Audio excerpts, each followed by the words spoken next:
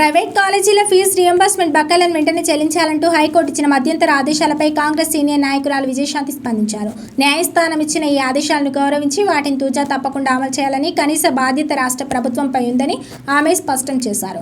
ఫీజుల బకాయిల కారణంగా విద్యార్థులు ఎలాంటి ఇబ్బందులు పడకుండా వారి విద్యా సంవత్సరానికి నష్టం వాటిల్లకుండా ప్రభుత్వం తగిన నిర్ణయం తీసుకోవాలని ఆమె సూచించారు. విద్యార్థుల నుండి భారీగా ఫీజులు వసూలు చేస్తున్న కొన్ని ప్రైవేట్ విద్యా సంస్థల తీరుపై విజయశాంతి అసంతృప్తి వ్యక్తం చేశారు. ఫీజులు వసూలు చేసే కాలేజీలు కనీస విద్యా ప్రమాణాలను, వసతులను ఖచ్చితంగా పాటించాలన్నారు.